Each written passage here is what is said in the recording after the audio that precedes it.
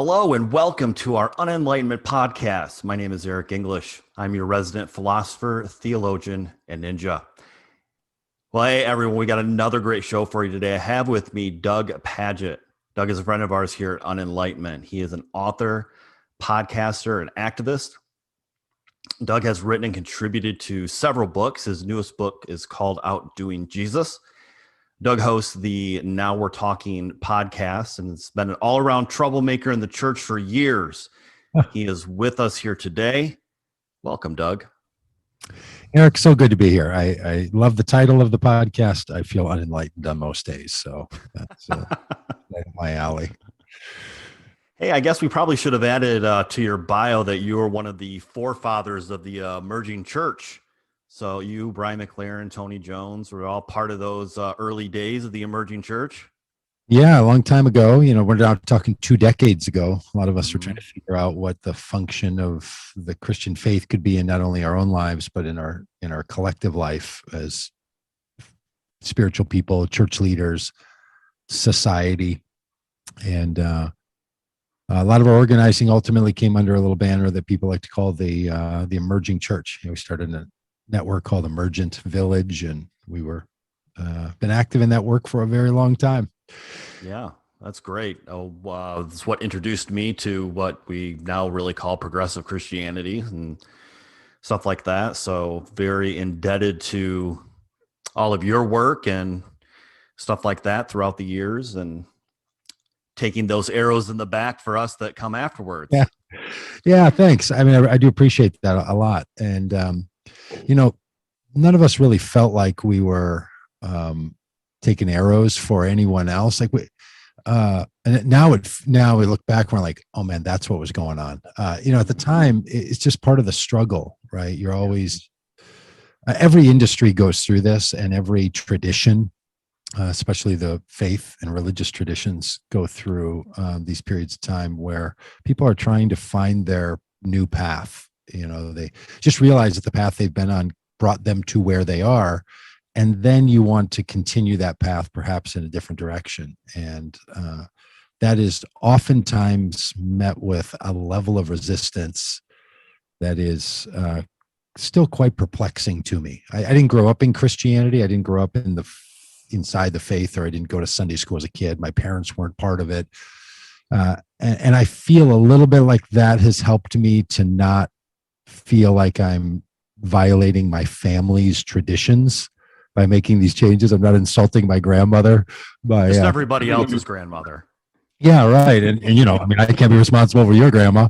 But so it takes some of the sting out of it a little bit. Like, hey, look, we can totally do this different. Like, I'm not hardwired into any one of the traditions. So yeah, I don't know, if you move over here, that's not the Hatfields and McCoys, feud that's been going on that I'm betraying and becoming a traitor.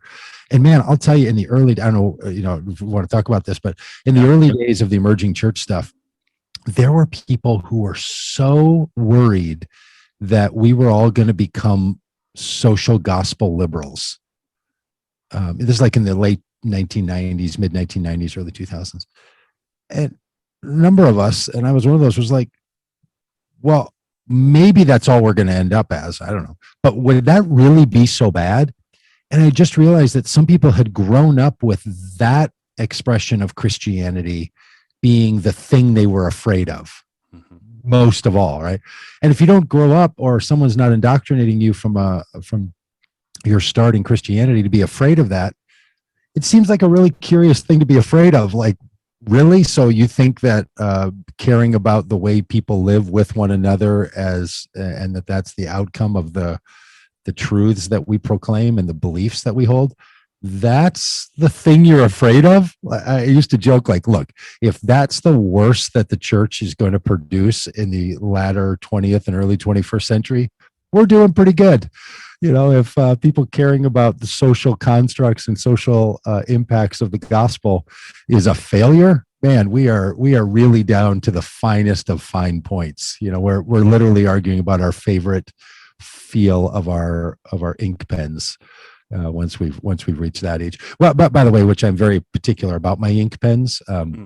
There are some pens that I just almost refuse to write with, and I have a little collection of pens that I like very much. So Yeah. I get the idea that, you know, sometimes we get picky and bickery about things that don't always matter. But if that's where we've gotten to in the Christian faith, is that, you know, it's we're down to that level of argument, that seems like we've really accomplished something quite great.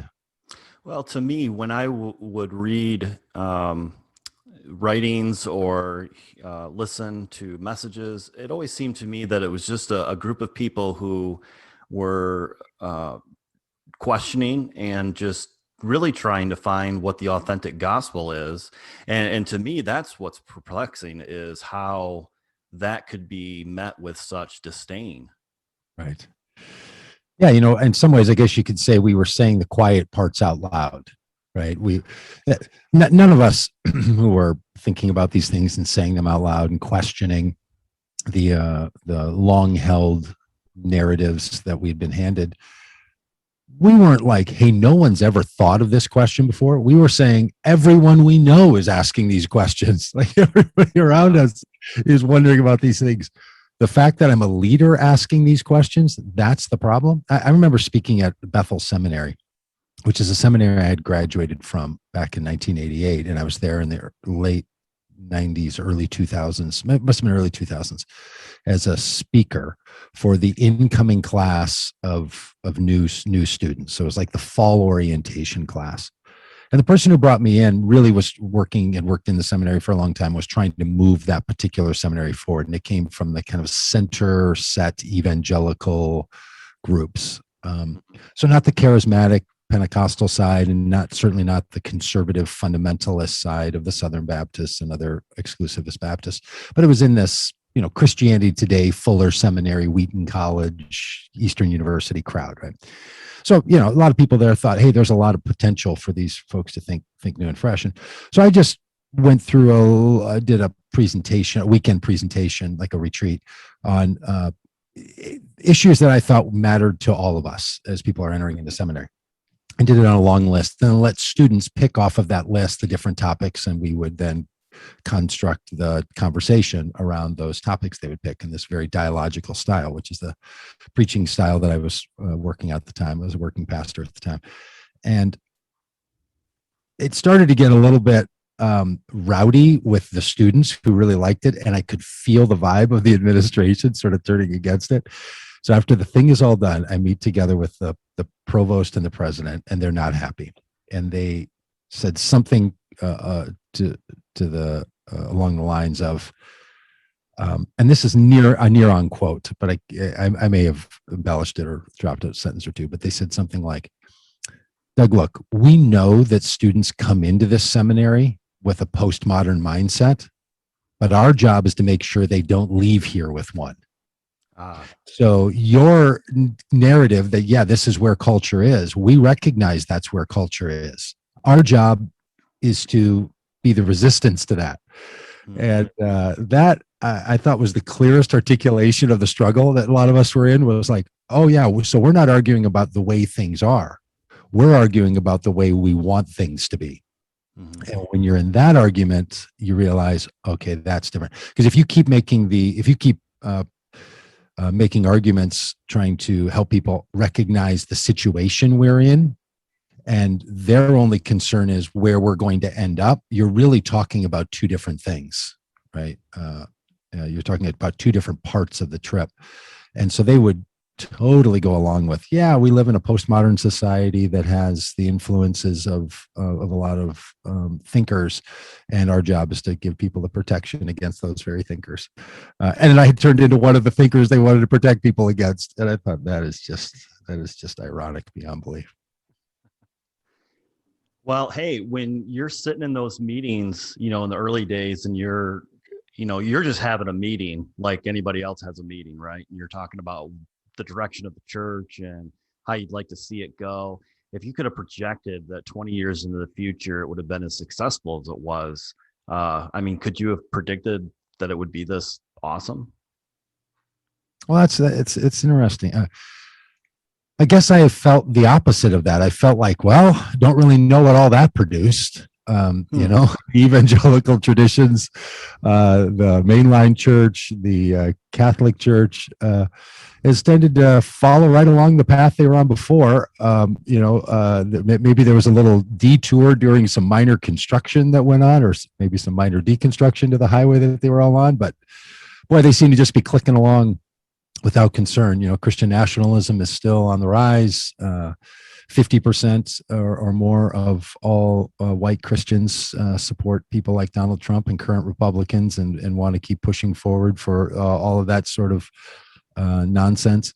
And it seems as if some of the social ills are still not being addressed by people in church. So there are days, Eric, where I just really wonder, like, well, did we do any good at all? Now, I'm not saying good things didn't come out of our project. Sure. They did. But the things we were trying to get after, I'm not sure. Some days I feel a bit like how those researchers who were trying to solve for heart disease and ended up with a medication that they really believed was going to help deal with ongoing heart problems. It ended up not being as effective with heart problems, but was great to deal with erectile dysfunction. So it became Viagra and Cialis. So great benefit came out of all the work they did. Just wasn't the work they thought they were trying to do, right? They were trying to do something else. And so all in all, you know, great success. Thank you. But there's still this gnawing project that some of us were up to at the time. And I don't know, you know, I just think, wow, the lessons not learned inside the Christian tradition and the use of leaders and power and all this, you know, not to pick on a guy who can't defend himself, but the fact that Jerry Falwell Jr. has fallen from grace in his world because of the kinds of things that he is guilty of, you know, the being public in one way about people and then having his own sexual fetish of watching his wife have sex with a young man while he sits in the corner and watches. The fact that that's not even a thing that people are worried about, that someone with the reputation, power, and influence of Jerry Falwell Jr. is just sort of like, yeah, you know, we just sort of move, and everyone just absorbs it and takes it in. People support an insurrection of our capital under Christian nationalism banner. Nah, you know, hey, that's just how it is. Let's not get all wound up about that. 20 years ago, 25 years ago, if you had described the last 48 months and said, here's what's going to happen 20 years from now, and here's the set of conditions that we're going to be in, that would have seemed like a deathscape to our imagination back then. Yeah. Which, you know, our fine question is, well, what sort of utopian world were you all imagining? Which is good. But it didn't include a lot of this stuff. So there are days where, you know, I don't want to just sound like a kind of a crotchety old 54-year-old, but yeah, there are days where I wonder, like, and I've just concluded, look, that's the best we could have done. Like we did our very best. I don't have, you know, I'm not like sitting around feeling sorry for myself at all. I just think, yeah, you know, we all knew we were in a deep experiment, theologically, methodologically, culturally. And as our scientist friends remind us, most experiments prove not to be, not to come out the way you wanted them to.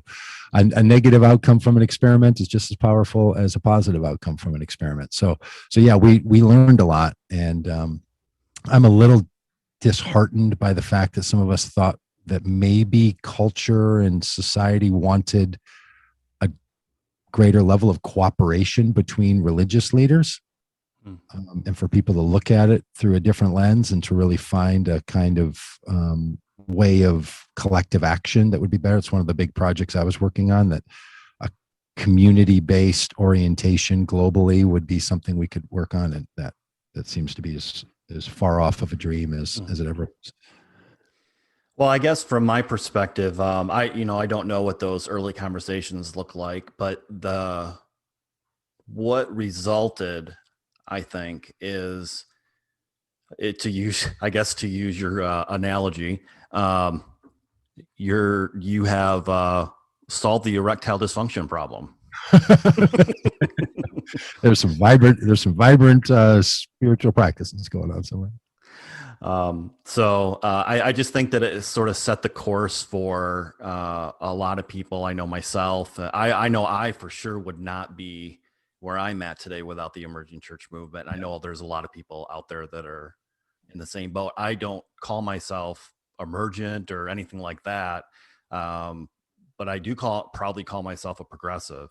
Mhm. And I certainly wouldn't have been. I was in an evangelical school when I encountered the emerging church for the first time back in the early 2000s. And I just couldn't believe that there were people out there asking the exact same questions that I was asking. And I couldn't believe that my fellow evangelicals weren't asking those questions. So if I felt like a camaraderie Yeah. with you all. Yeah, for sure. Look, I mean, I probably, I'm quite certain I've stayed in the Christian faith because of that camaraderie, because of those friendships, because of the women and men that have become mentors and teachers and friends through all of that, for sure. And that was a big part of our project. You know, we used to refer to our the organization that we were running, this network, as a network of friends. And friendship was meant to be the operative verb there. You know, sort of thinking of Jesus saying, I don't call you servants, but I call you friends, like reimagining a relationship of people to one another, and to try to create a sense of one anotherism, which I think is the great Jesus teaching. And yeah, and that's happened. You know, we just had a whole lot of imaginations that all the fracturing that we saw in the generations before us wouldn't befall us. So perhaps that was hubris, right? Perhaps it's like, well, that's not the thing you get to solve. There's some other things you get to solve. And so, you know, general blood flow through the body is a good thing. So that's what we get to. You know, I don't know. But I do think that anyone who's endeavored in a big project, and you've asked other people to pay attention to your big project, whether that's, you know, little subsets of religion like we were doing in the work we were doing, or people that do really big global projects, or someone that's starting some neighborhood garden, right? You have an idea, you have a dream, and you want to invite other people into it, and so they all then pay attention and can form an opinion about it.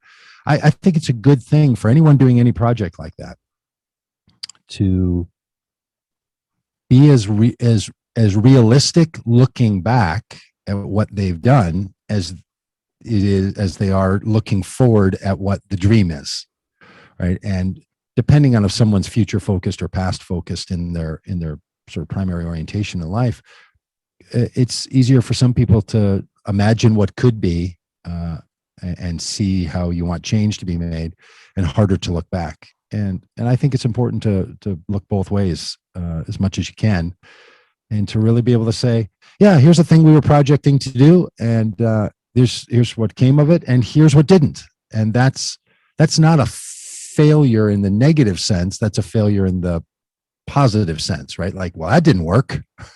Now what are we going to do? So many people fear failure. We used to talk about this all the time. I wrote a whole book about this.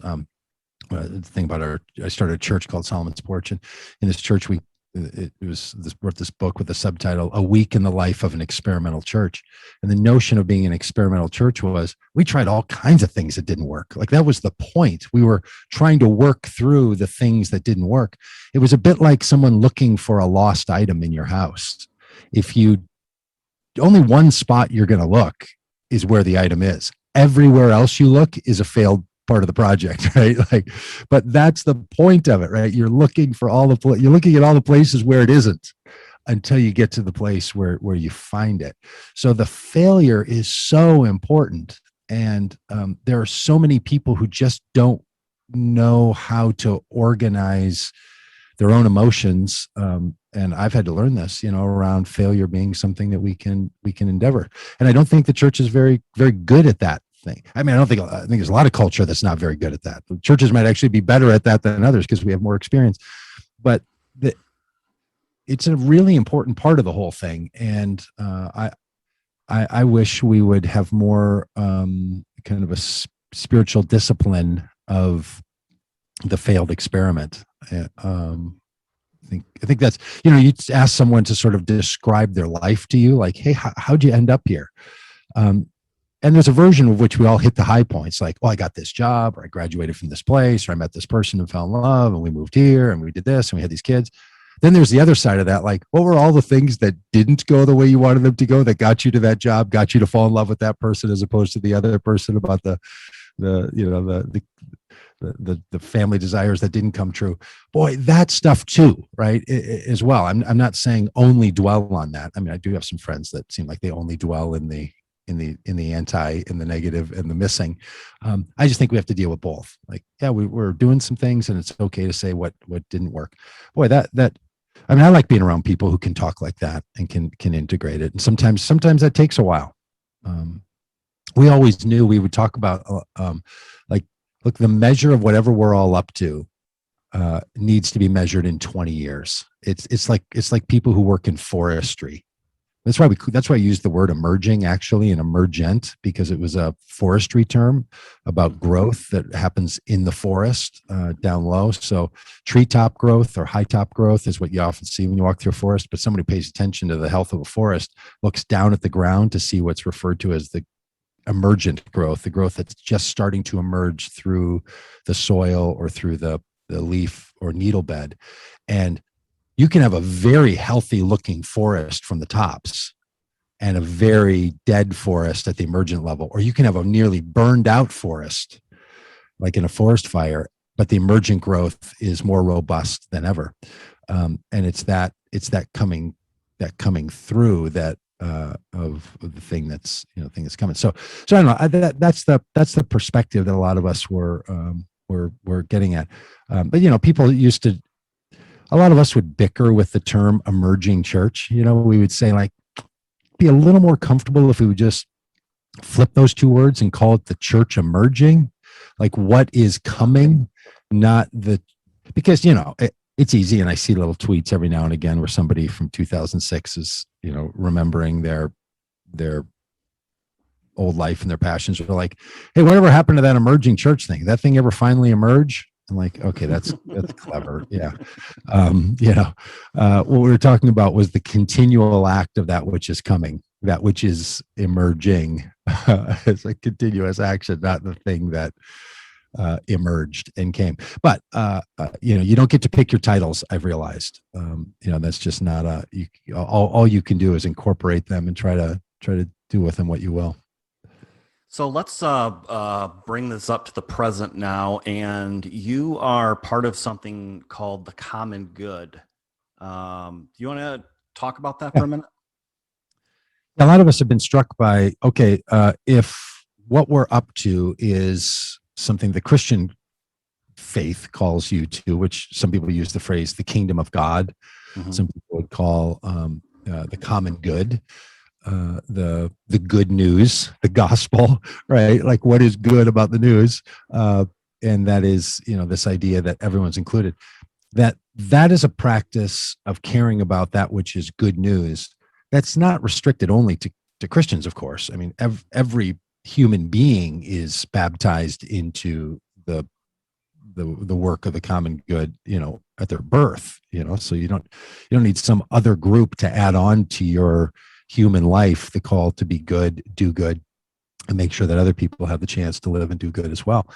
So we've been trying to organize this way, realizing, the churches often are not organized around that. They're often organized around self-preservation or around a doctrinal teaching or something else. And so the imagination of Jesus, that you would be workers in a harvest of God to bring about the good in the world and through the world and for the world, that can often get lost inside the organizations that have formed around that idea.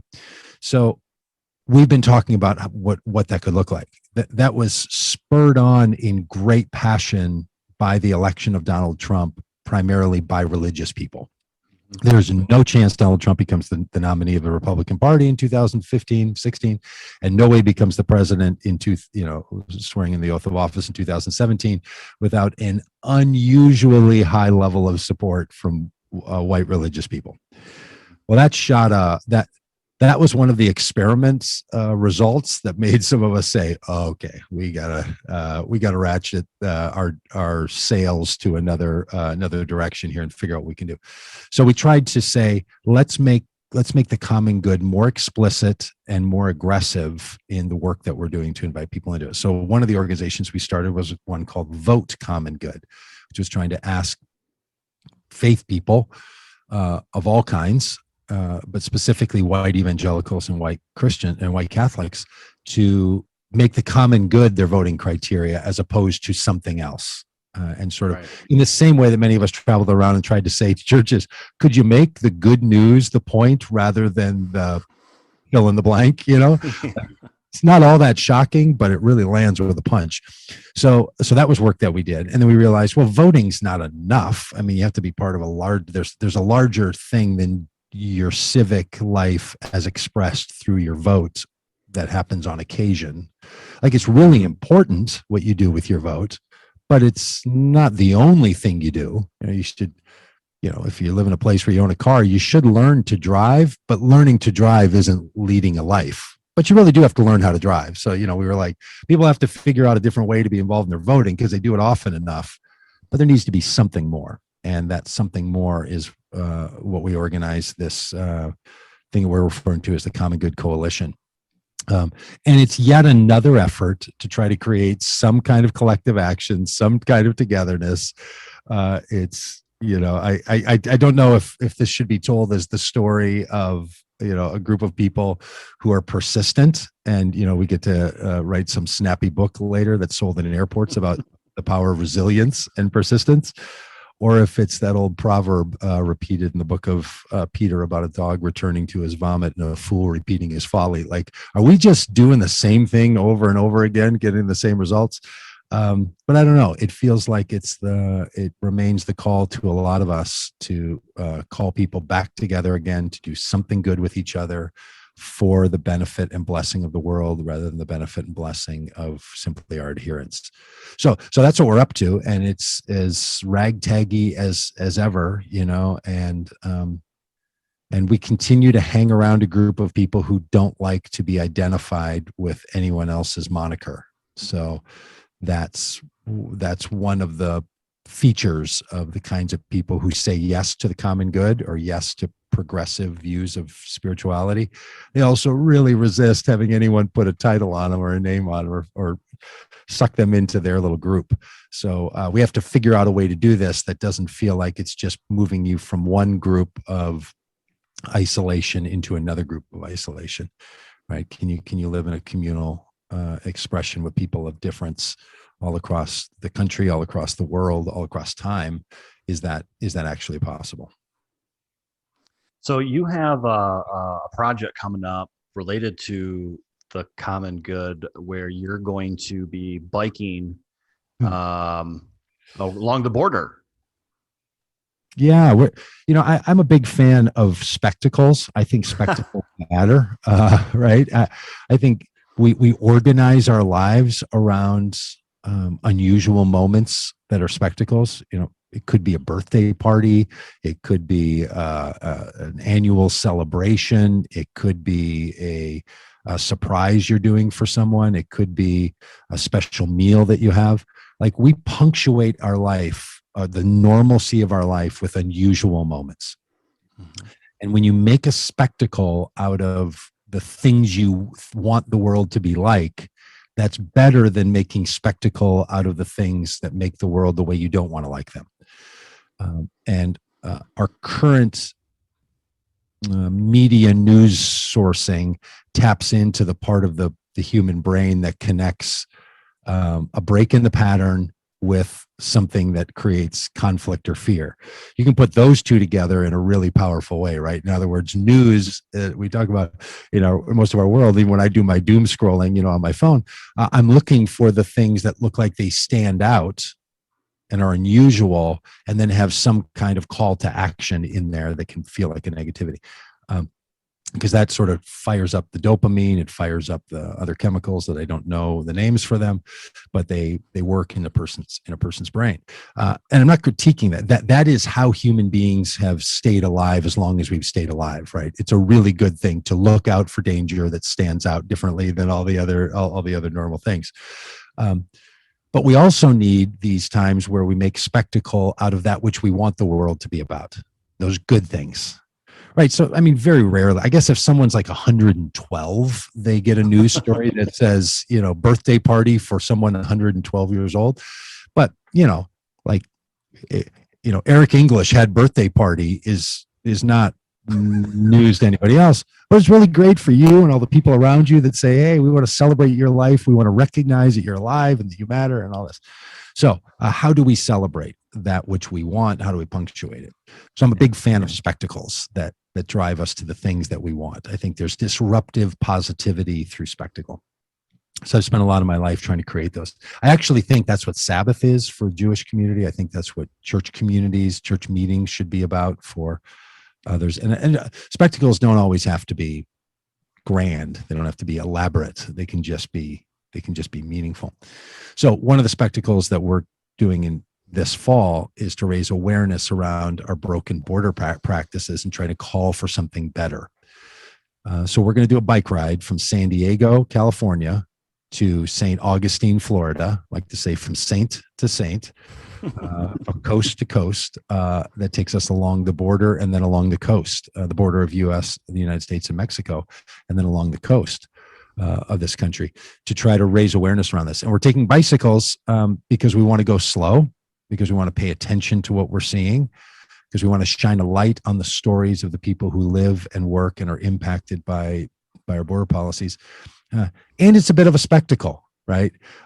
Like when you say to someone, hey, do you want to do a bike trip with us for 3,200 miles across the country along the border through the desert? People are like, that's crazy.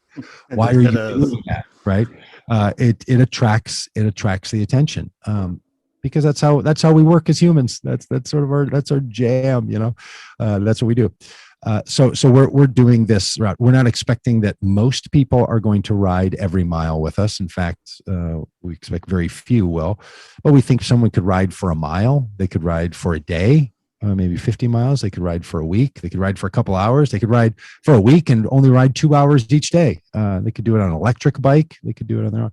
We'll provide bicycles for them if they don't have them. So all starts September 10th, runs through November 14th. And we're asking people to pay attention to what's happening. In addition to that, we're asking people to host their own community bike rides. We call this whole thing the We the People for Common Good Immigration and Border Practices ride. That's snappy. Mm-hmm. So we call it the We the People ride. And we're asking people to host a We the People bike ride in their own town, wherever it is, up in North Dakota, over in Ohio, somebody down in deep Texas, but not along the border. So they can host their own ride that then connects to this other story and says, well, who are the people impacted by immigration and border policies in our town? Who are the people that we want to pay attention to? And can we put a bike ride together to raise awareness for that? So it's trying to stir up a national movement by traveling across the whole country and shining a light on the border, which, Eric, I'll tell you, I mean, in the last couple of years, I've really started paying a lot of attention to this. And I realized how much I didn't know about the border, how easy it is to make immigration an issue and not a person. Mm-hmm. Once you turn your sights to the people involved, it changes things. And, if you think about what you know or what I know about the border, it seems like a lunarscape. It seems exotic. It seems far away. It seems you're told about the dangers. You're told about the brutality and the child separations, the people dying in the desert, somebody creating a wall, people having to get across a river. And like, oh my gosh, like it just sounds like it's the worst thing in the world and we should all be afraid of it. Now that's by design. People talk it up that way by design because fear motivates. And you get there and you're like, this is the brutality that happens by our United States and frankly Mexico policies. They violate the beauty of the humans that are engaging in this. They violate the beauty of the land. They violate the beauty of the Rio Grande. Like this is a tragedy because it defiles it's not a tragedy because it is evil, because the border is evil, or because the people trying to come across are hordes or something. Like, oh my gosh, it's a whole other story. So we're going to tell the stories of the people as we travel, and so people can travel with us. They can put their own bike rides together. They can follow us virtually and be engaged in all this at a virtual level as well. So we can find all that wethepeopleride.org if someone's interested. Yeah, and we will have all your links in our description as well, so that people have access to all of that. That sounds great. Hey, to finish up here, I wanted to do something I haven't done before, so I'm not sure exactly how this will go. I like it. But I wanted to do a question answer, just some questions I came up with about culture, about various topics, and wanted to get your thoughts on some of that. Great. So, so I love progressive Christianity, but it has a significant weakness to it, in my opinion, and that is, well, it has several, but one in particular that is blaring to me. It struggles to answer the question, why Christianity, or why Jesus, or why be a Christian? If someone was to come up to you and say, why should I be a Christian as opposed to Buddhist or any other type of religion, how would you answer that? It depends on where the question comes from, right? If someone's thinking that what makes Christianity meaningful to me is that it holds something that the others couldn't possibly know, I would answer it in one way and try to say, look, you don't follow Christianity because it's wholly unique and has its own secrets that no one else can access. You follow Christianity because it's one of the pathways that allow you to find that which we can all access. And there is a uniqueness in the particularities of the Christian story, when it came about, how it came about, the order in which it places the important parts of humankind. Like, it's particularly good, but not because it accesses something that only others do. It's just a certain way of telling this story. This was Jesus's big, I think, teaching on things is, look, we're all in on this, but there's a particular way to live that brings this about, and we should find that way. In other words, finding a way to love yourself in a kind of unconditional manner, because it matches God's unconditional manner. The rain falls on the just and the unjust alike, for God doesn't separate. And so we live with one another that way, and it calls us beyond our familial narratives of, well, we should love those in our family, and to the rest, who cares? No, it calls us to love everyone as if we're part of the same family of God, then recognizing that brotherhood, sisterhood, familyhood isn't enough, because it taps into the Jewish story of Cain killing Abel right out of the gates, right? So saying, well, we're all part of one beautiful family, well, that doesn't get us enough. There's an ethical, moral call that brings us to this way, and that's supposed to be happening in the world that we live in, where the story of God and the story of humanity are brought together. Now that's a really great story. If someone else has a story that is also powerful and is also meaningful and also drives them, the two don't have to compete with each other. They can be their own particular benefit. It's a bit like fruit in the growing in the wild or in a grocery store, that the benefits of one fruit it's not, you don't have to stand there with a pluot and argue about how a grapefruit is so much better. Like, the grapefruit's its thing, and they both bring about this kind of life in you, right? So I think what we have to, the reason most people struggle with the answer to why Christianity is because they're not really sure that Christianity is all that good of news in the first place. Like, once the features of Christianity become fully alivened for someone, that question is a whole lot less demanding, that it has to have the one thing that makes it separate from all the others. Like, any tradition that calls you into the one anotherism, the shared humanity with one another, that's really, really powerful. And then but if they're asking me, like, at a personal level, right? Like, hey, Doug, why are you Christian? Both. Yeah, that's a different question, because now the question's more about me. They want to know how I put this package together. I get a lot of this because I do a lot of work in the political spaces, so I do a lot of work with people that are like, seriously, man, what are you doing still hanging around that crowd? And why do you keep yourself rooted in that way? And a lot of my friends, former pastors, people from the old life, they've just given up on all of it. They think the best way is just to let it all go. And I'm like, I don't know. Did you see Lion King? Like, that whole just forget the past. That stuff is in you. It's not going away. So part of it for me is it was a very powerful. It was the story that captured my life as a teenager and helped me to frame a view of the world. That's not going away unless I experience maybe some sort of brain episode or something where I've let go and forgotten the past or had an identity impacted brain event. That's not going away. So what do I do with those thoughts that are in my head? And why do I stay in Christianity? Because those stories are deeply embedded in there and I got to work it out. It's the stuff I've got to figure out. I mean, you can take me out of the United States and now go plop me in other parts of the world, some places that I long to go to on some days.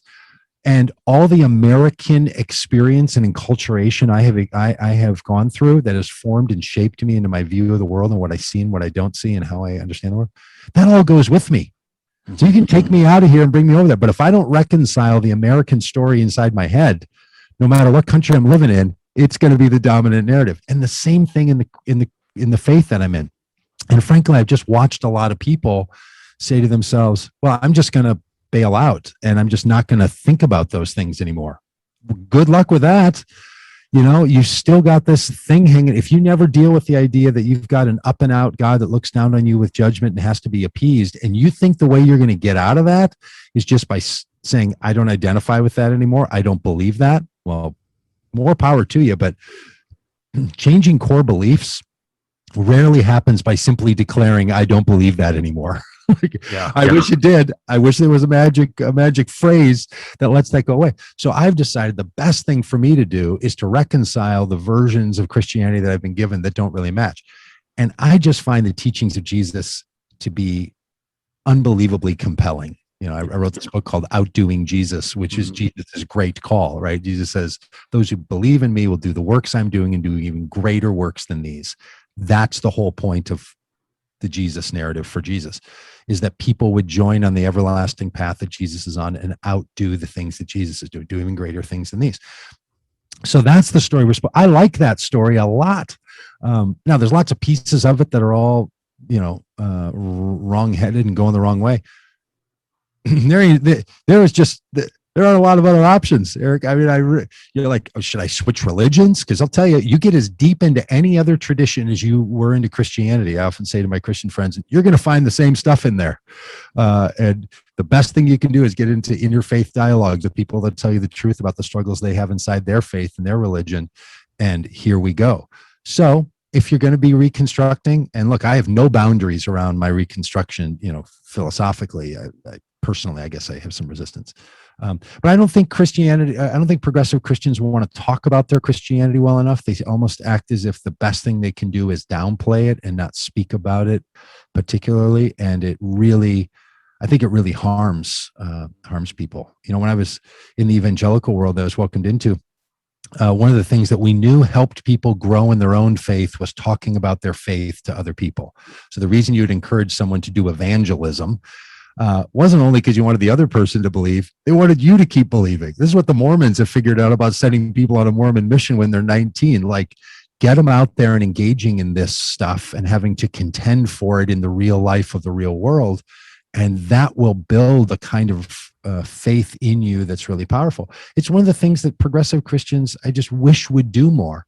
Like, somehow we think that the best thing we can do in progressive Christianity is to put on our perpetual mute button and just not talk and not say things. And I know a lot of super progressive Christians who, when you get really deep down, you get a couple of beers in or something, they'll start saying, you realize the thoughts that are still roaming in their heads, it's those same old stories. So same old questions that they had when they were 14 years old at some Bible camp, and they can't seem to shake it. I'm like, just say it. It's not magic words. Saying it doesn't make it go away, but boy, it's better than not saying it. So I just think we have to have more engagement, more talking, more. So very long answer to a very simple question, but that's how I'm currently constructing all this. Let me ask you one more question before we leave. What keeps Doug Pagitt up at night? Kind of your daily anxieties, like how are my grandkids doing? Worrying about them. Can I raise enough money for this and that? At the end of my life, am I going to be somebody that finished well? That kind of stuff. I wish it was the big questions. I wish it was global warming and its impact. I wish it was societal struggle and decline with keeping people who've been historically weak, continuously weak. I wish it was those things that kept me up. Those things haunt me all day long, but the subconscious-y stuff, I don't know, it's kind of in that simple self-preservationist part. Like when my eyes pop open, I'm like, man, are we going to raise enough money for this thing? Or are we going to, how are we going to get along? And just the daily work, which is, for me as a Jesus follower, I hear Jesus saying like, hey man, today has enough trouble of its own, which I think sort of means like, don't think about that stuff in the middle of the night. Like 3 a.m. conversations with yourself about how this is all going to go. That should wait till tomorrow. Don't drag that in, because right now, whatever's chemicals are rolling over your brain that allowed that idea to come popping up to the surface, those chemicals aren't going to help you really solve for that. You're in a spiral of defragmenting of your brain and thoughts, and those aren't the time. So the up at night stuff is it's that stuff for me, and I'm trying to develop a practice by which I say, yeah, don't deal with that. I've got this little perpetual one that I actually thought just last night. I thought, I'm just going to put this out on the internet. So this is my chance to put it on the internet. I've been saying it to friends for about 4 years. I've been having this like wake up panicky dream that I wear contact lenses and I forgot to take them out.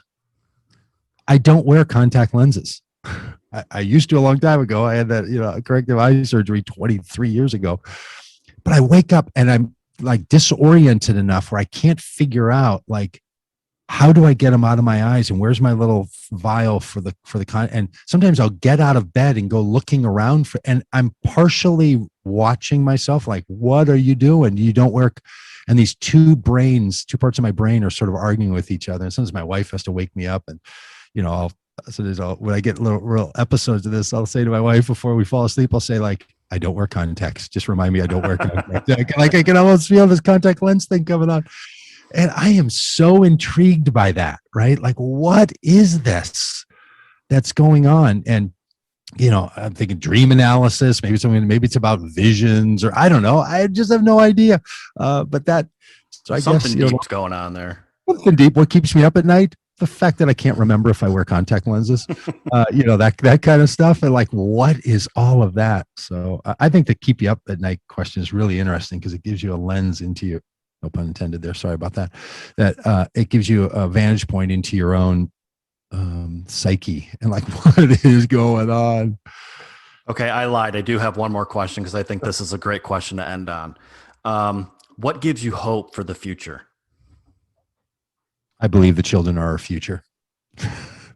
That's a line. Okay. That's a line from We Are the World. If you don't know that, I hope someone listening chuckled for a minute. I'm a perpetual optimist about the future. I think so many things are so much more hopeful. Things are simultaneously, things are so much better on every measurable scale now than they were. Pick your time. 100 years ago, 200 years ago, 500 years ago, 1,000 years ago, 3,000 years ago. Mm-hmm. People live longer. There's less war. There's less animus. There's less violence. There's more people living longer with better lives than all of those things, all of the measurements. Everything is better. That doesn't mean anything is good enough. It doesn't mean we should stop our work. It doesn't mean that many things are not anywhere close to being where they should be. Absolutely not. But also, human beings are on this trajectory that is not unguided. We're making choices every day, and we need to make choices to make the world better in places that we haven't chosen to make it better enough yet.